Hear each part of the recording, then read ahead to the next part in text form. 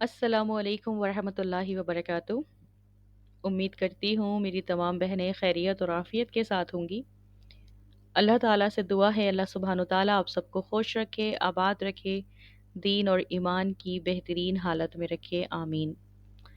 अल्लाह ताला का बहुत शुक्र और एहसान कि अल्लाह सुब्हानो ताला की रहमत के साथ आज एक मरतबा फिर हम सब जमा हुए और आज जुल्हज्जा सीरीज़ के अंदर जो हमारा टॉपिक है जिसको हम पढ़ेंगे और समझेंगे वो है दास्तान हज। हज की दास्तान एक ऐसा अहम रुकन, एक ऐसा अहम अमल जिसको करने के लिए हर साहिब इस्तिताअत मुसलमान दुनिया के किसी भी कोने में हो सफ़र करता है और बैतुल्लाह की तरफ दौड़ लगाता है। वो बैतुल्लाह, वो सरज़मीन जो शुआइर अल्लाह की सरज़मीन है, जो माजज़ात की सरज़मीन है, जो अमन और सलामती की सरज़मीन है, जो फैज़ व बरक़ात की सरज़मीन है, जो खैरात व समरात की सरज़मीन है, जो सैयदुना इब्राहीम अलैहिस्सलाम की दुआओं और तमन्नाओं की सरज़मीन है, जो सैयदुना इस्माईल अलैहिस्सलाम के जज्बा तस्लीम व रज़ा की सरज़मीन है, जो विलादत मोहम्मद मुस्तफ़ा सल्लल्लाहु अलैहि वसल्लम की सरज़मीन है, जो बासत नबवी सल्लल्लाहु अलैहि वसल्लम की सरज़मीन है। ये वो सरज़मीन है जो मरकज़ इनकलाब है, जहाँ तौहीद का प्रचार हुआ, जहाँ रुश्द व हिदायत के फ़ैसले हुए, जहाँ जन्नत से लाया गया पत्थर हजर अस्वद मौजूद है, जिस पर रसूल अल्लाह सल्लल्लाहु अलैहि वसल्लम ने आंसू बहाए। यहाँ मकाम इब्राहीम मौजूद है, जहाँ रुकन यमानी है, जिसके छूने से गुनाह मुआफ़ हो जाते हैं, जहाँ कुदरत का एक लाफ़ानी मौजज़ा ज़मज़म है, जिसमें हर मर्ज़ की दवा मौजूद है, जहाँ कोहे सफ़ा और मरवा है, जिसे अल्लाह ताला ने कुरान मजीद में अपनी निशानियों में से निशानी करार दिया है। यही वो सरज़मीन है जहाँ मिना के वो खुश नसीब ज़र्रात हैं, जहाँ इमामुल मोहिद्दीन सैयदुना इब्राहीम अलैहिस्सलाम ने अल्लाह की मोहब्बत में अपने नौजवान बेटे के गले पर छुरी चलाई। यही वो सरज़मीन है जहाँ मैदान अरफात के वो मुबारक संगरेज़े हैं जिन पर खड़े होकर अल्लाह ताला को याद करने का हुक्म दिया गया। तो आइए आज सुनते हैं वो दास्तान हज जो सबसे अजीम और बेहतरीन दास्तान है, जिसमें कहानी है कुर्बानी की, जिसमें कहानी है कुर्बानी की, कहानी एक बाप और बेटे की, कहानी अल्लाह से मोहब्बत की, कहानी दो दिलों की और कहानी एक माँ और बेटे की। और इन चारों कुर्बा कहानियों के अंदर जो एक चीज़ मुश्तरक है वो है कुर्बानी। ये दास्तान हज मुकम्मल नहीं होती बग़ैर उस कुर्बानी के ज़िक्र के जो कुर्बानी अल्लाह से मोहब्बत के लिए दी गई, जो कुर्बानी दो मियाँ बीवी ने दी, जो कुर्बानी एक बाप और बेटे ने दी, जो कुर्बानी एक माँ और उसके बेटे ने दी। ये दास्तान हज नामुकम्मल है इन कुर्बानियों के ज़िक्र के बग़ैर। मेरी और आपकी कुर्बानी नामुकम्मल है अगर मैं और आप अपना जानवर ज़िबह करते हैं अल्लाह के रास्ते में और इस कुर्बानी को नहीं जानते और इस कुर्बानी को नहीं समझते, तो मेरी और आपकी कुर्बानी भी नामुकम्मल है अगर वो एहसास मेरे और आपके दिल में नहीं है जो इस अजीम अहम अमल की वजह है। जहाँ से ये बात शुरू हुई, जहाँ से ये क़िस्सा शुरू हुआ, जहाँ से ये मामला शुरू हुआ। अल्लाह सुब्हानो ताला फरमाते हैं सूरह इब्राहीम की आयत नंबर 37 में, ए हमारे रब, मैंने एक बेआबोग्याह वादी में अपनी औलाद के एक हिस्से को तेरे मोहतरम घर के पास ला बसाया है। ए हमारे रब, ये मैंने इसलिए किया है कि लोग यहाँ नमाज कायम करें, लिहाजा तू लोगों के दिलों को उनका मुश्ताक बना कि वो उनकी तरफ खिंचे चले आएं और उन्हें खाने को फल दे, शायद कि ये शुक्रगुजार बने।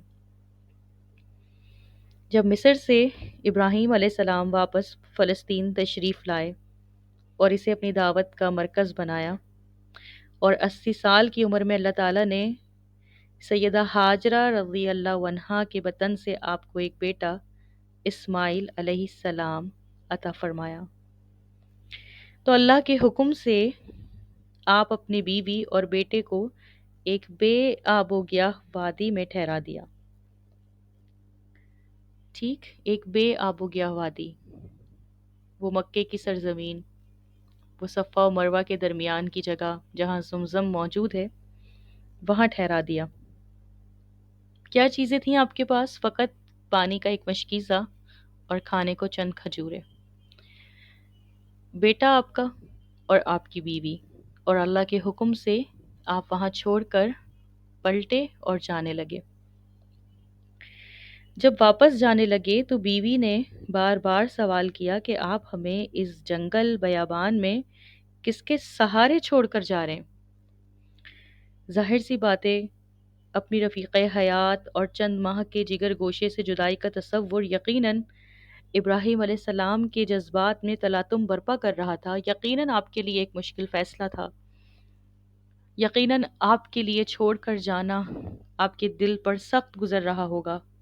آپ واپس پلٹے اور دیکھے بغیر صرف اتنا جواب دیا، اللہ کے حکم پر۔ آپ کی بیوی نے کیا کہا؟ کس کے سہارے چھوڑ کر جا رہے ہیں؟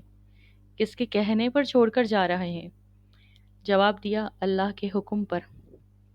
تب وہ اللہ کی بندی سراپائے تسلیم و رضا بن گئیں اور کہا کہ آپ جائیے، اللہ ہمیں ضائع نہیں کرے گا۔ کیا کہا؟ اللہ ہمیں ضائع نہیں کرے گا۔ اس طرح آپ اپنے اہل و عیال سے نامعلوم عرصے کے لیے جدا ہو گئے، اور کچھ آگے جا کر ابراہیم علیہ السلام نے اپنے رب کے حضور ہاتھ پھیلا کر دعا مانگی، جس کے اثرات آج ہر مسلمان اس وادی ثمرات و برکات میں پہنچ کر خود دیکھتا ہے۔ اور وہ دعا کیا تھی؟ سورہ ابراہیم کی آیت نمبر 37 کہ اے ہمارے رب، میں نے ایک بے آب و گیا وادی میں اپنی اولاد کے ایک حصے کو تیرے محترم گھر میں لا بسایا ہے۔ اے ہمارے رب، یہ میں نے اس لیے کیا کہ لوگ یہاں نماز قائم کریں، لہٰذا تو لوگوں کے دلوں کو ان کا مشتاق بنا کہ وہ ان کی طرف کھینچے چلے آئیں اور انہیں کھانے کو پھل دے، شاید کہ یہ شکر گزار بنے۔ یہ کہانی ہے دو دلوں کی۔ جب سیدہ ہاجرہ کہتی ہیں آپ ہمیں یہاں کس کے سہارے چھوڑے جا رہے ہیں، تو ابراہیم علیہ السلام جواب دیتے ہیں، اللہ کے حکم پر۔ کیا کہتے ہیں؟ اللہ کے حکم پر۔ اور جب کہا اللہ کے حکم پر، تو اللہ کی وہ نیک بندی سراپائے تسلیم و رضا بن گئیں اور کہا کہ جائیے، اب اللہ ہمیں ضائع نہیں کرے گا۔ یہ تھی سیدہ ہاجرہ رضی اللہ عنہا۔ سب سے پہلے قربانی کس نے دی؟ ابراہیم علیہ السلام نے، اپنے معصوم سے بچے اور اپنے معصوم سی بیوی کو ایک ایسی جگہ پر چھوڑ کر گئے جہاں پر کوئی بھی ان کا پرسان حال نہیں تھا، لیکن اللہ کا حکم تھا۔ اللہ کے حکم کے آگے اف تک نہیں کہی، بس جو اللہ کا حکم ہوا پورا کر دیا۔ یہ بہت بڑا عمل ہوتا ہے، یہ بہت بڑا فیصلہ ہوتا ہے، لیکن جو اللہ کے بندے ہوتے ہیں، جو اللہ کے لیے سب کچھ کر سکتے ہیں، وہ کر جاتے ہیں۔ اور وہ ہماری رول ماڈل ہاجرہ رضی اللہ عنہا، انہوں نے یہ نہیں کہا کہ یہاں پر سانپ اور بچھو ہو سکتے ہیں، یہاں پر حشرات الارض اور جنگلی درندوں کی موجودگی کا امکان تو ہو سکتا ہے، لیکن کسی غمگسار اور ہمدرد انسان کی موجودگی نہیں ہے۔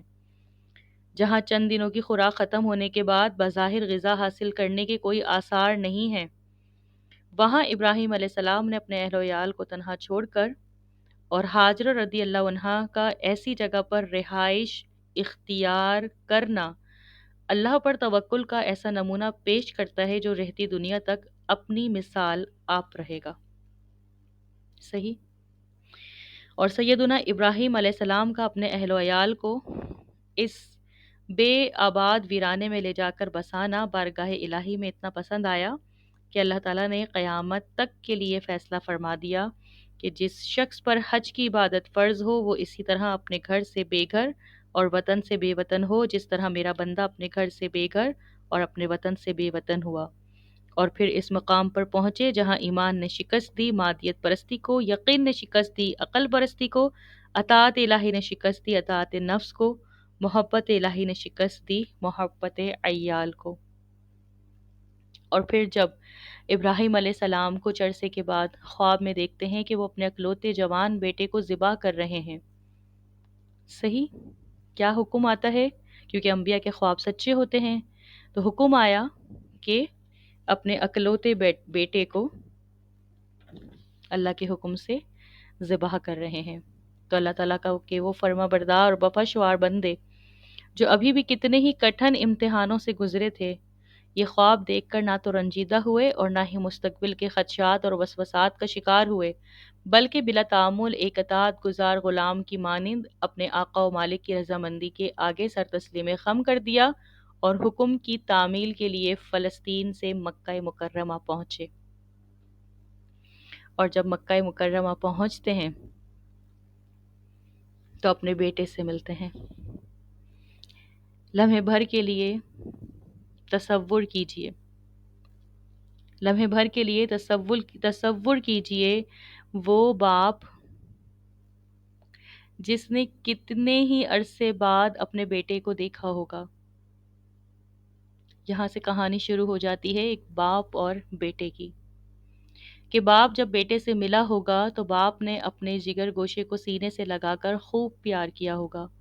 جب باپ نے بیٹے کو بتایا کہ اللہ تعالیٰ نے مجھے خواب میں تمہیں ذبح کرنے کا حکم دیا ہے، تو فرما بردار بیٹے نے اسی طرز عمل کا مظاہرہ کیا جس کا مظاہرہ اس سے پہلے عظیم باپ کر چکا تھا۔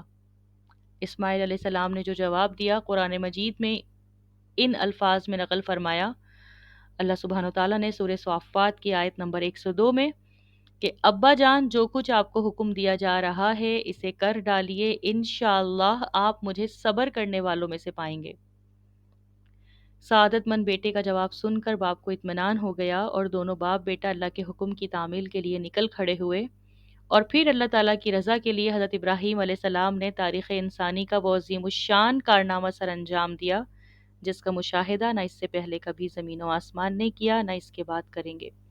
اپنے جگر گوشے کو منہ کے بل زمین پر لٹا دیا اور چھری تیز کی۔ اس وقت تک پوری طاقت سے چھری اپنے بیٹے کے گلے پر چلاتے رہے جب تک اللہ تعالیٰ کی طرف سے یہ صدا نہیں آ گئی۔ کون سی صدا؟ سورہ صافات کی آیت نمبر 105 کہ اے ابراہیم تو نے خواب سچ کر دکھایا، ہم نیک لوگوں کو ایسا ہی بدلہ دیتے ہیں۔ چنانچہ ابراہیم علیہ السلام کے اس عمل پر اللہ تعالیٰ نے اسماعیل علیہ السلام کی جگہ ایک مینڈھا بھیج دیا جسے حضرت ابراہیم علیہ السلام نے ذبح کیا، کیونکہ اللہ تعالیٰ کو بلی نہیں چاہیے۔ دین اسلام میں بلی دینے کا کوئی تصور نہیں ہے۔ اللہ سبحانہ و تعالیٰ نے ابراہیم علیہ السلام کو آزمایا۔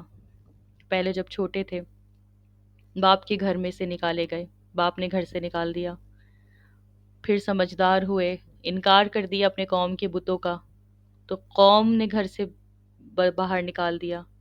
آپ نے ہجرت کی، آپ آگے بڑھے، آپ کو آگ میں ڈالا گیا، اللہ تعالیٰ نے آگ کو گلزار بنایا۔ جب قوم نے نکالا اللہ نے آپ کی مدد کی، پھر اللہ نے آپ کو بڑھاپے میں اولاد دی، اللہ تعالیٰ نے پھر آزمایا، اپنی بہترین رفیق حیات کو تنہائی میں چھوڑا، اپنے چھوٹے سے بچے کو چھوڑ دیا، نہ ان کے پاس کچھ کھانے کے لیے، نہ ان کے پاس کچھ پینے کے لیے، نہ ان کا کوئی غم گسار، ایک ایسی جگہ جہاں کوئی نہیں تھا، کوئی دیکھنے والا نہیں تھا، اپنی فیملی کو وہاں پر چھوڑ کر آئے، اپنے بیٹے کو اپنی بیوی کو وہاں چھوڑ کر آئے اللہ پر بھروسہ کرتے ہوئے۔ اور پھر بھی قربانی ختم نہیں ہوئی، بلکہ حکم ہوا جاؤ اسی بیٹے کو جا کر ذبح کرو، جاؤ اس بیٹے کے پاس جسے چھوڑ کر آئے تھے ایک چھوٹی سی عمر میں، جو نہ کھا پی سکتا تھا خود سے، نہ کچھ کر سکتا تھا، وہ محتاج تھا اپنی ماں کا، وہ محتاج تھا اپنے باپ کا۔ جاؤ اور جا کر اسے ذبح کرو، اپنی ہی اولاد کو جا کے ذبح کرو۔ اور پھر وہ اللہ کے اس حکم پر پریشان نہیں ہوتے بلکہ اللہ کے اس حکم کو پورا کرنے کے لیے نکل کھڑے ہوتے ہیں۔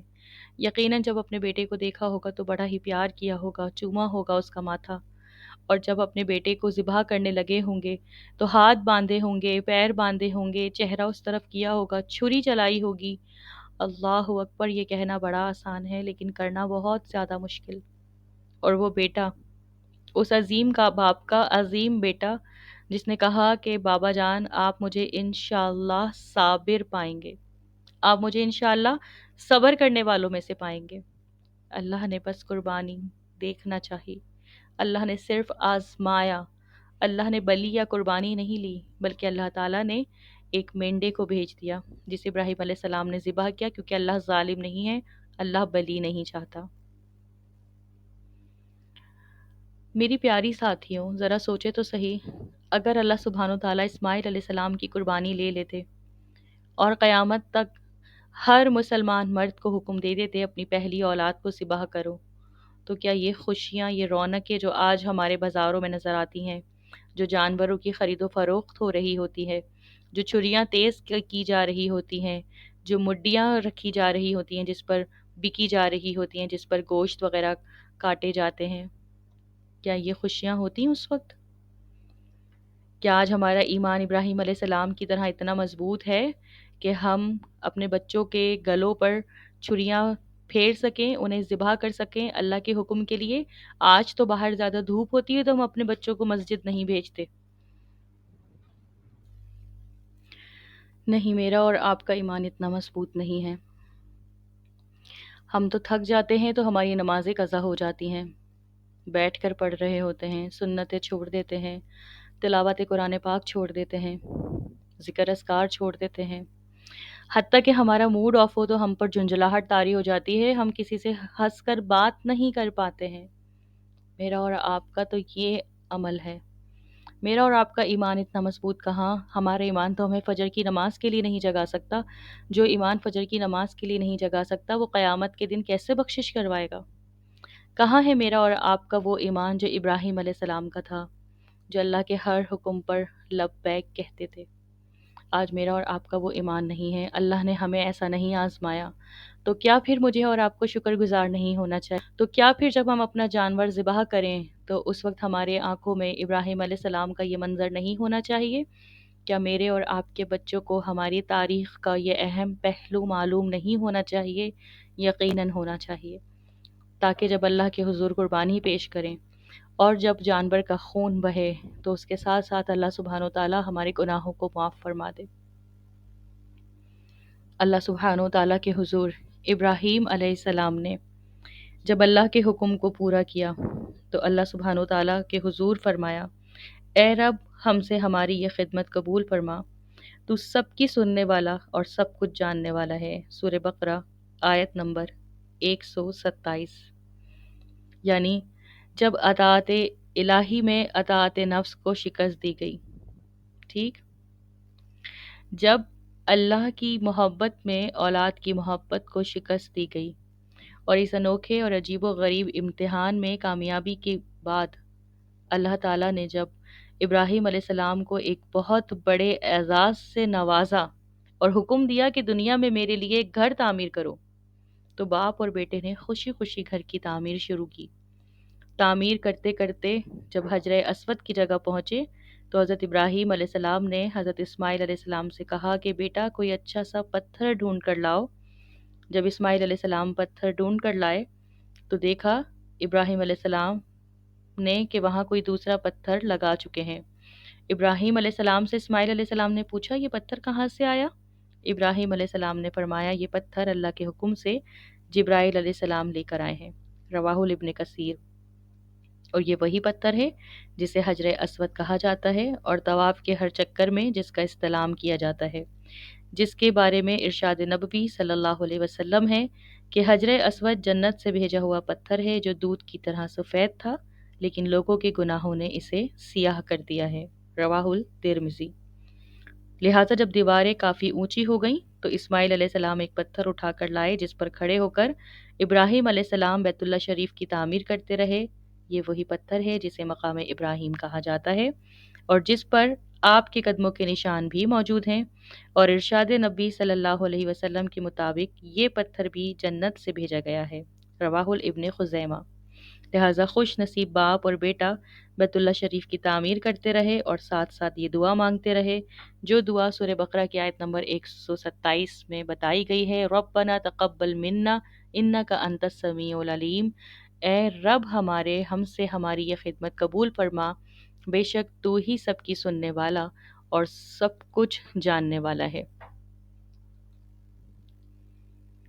تو لہٰذا سورہ حج کی آیت نمبر 27 سے جو ہمیں پتہ چلتا ہے کہ اللہ سبحانہ و تعالیٰ نے ابراہیم علیہ السلام کو حکم دیا، جب بیت اللہ شریف کی تعمیر مکمل ہو گئی تو اللہ تعالیٰ کا حکم آیا ابراہیم علیہ السلام کے لیے سورہ حج کی آیت نمبر 27 میں، اے ابراہیم لوگوں میں حج کے لیے اعلان کر دو۔ ابراہیم علیہ السلام نے عرض کیا، اس بے آباد ویرانے سے باہر آبادیوں تک میری آواز کیسے پہنچے گی؟ اللہ تعالیٰ نے فرمایا، اعلان کرنا تمہارا کام ہے اور اسے لوگوں تک پہنچانا ہمارا کام۔ تو لہٰذا اللہ سبحانہ و تعالیٰ نے اس حکم کو ابراہیم علیہ السلام کے ذریعے عام کر دیا کہ لوگوں میں حج کے لیے اعلان کر دو۔ یہ تھی وہ داستان حج کا ایک پہلو جس میں دو دلوں کی قربانی، ایک میاں اور بیوی کی اور ایک باپ اور ایک بیٹے کی قربانی کا ذکر ہے۔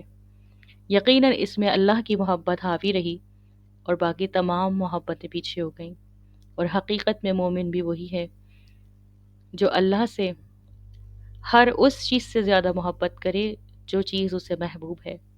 بس اللہ سے دعا کرتے ہیں کہ اللہ سبحانہ و تعالیٰ مجھے اور آپ کو اللہ تعالیٰ سے ایسی محبت کرنے کی توفیق عطا فرما دے۔ اللہ سبحانہ و تعالیٰ مجھے اور آپ کو اس داستان حج میں ہمارے لیے نصیحت کے وہ اہم پہلو ہمیں سکھا دیں جس کے ذریعے ہم اللہ کو راضی کرنے والے بن جائیں، اللہ کو منانے والے بن جائیں، اور اللہ سبحانہ و تعالیٰ مجھے اور آپ کو اپنے گھر کی زیارت، اپنے گھر کا طواف، اپنے گھر کا حج کرنے کی سعادت نصیب فرما دیں، آمین۔ السلام علیکم ورحمۃ اللہ وبرکاتہ۔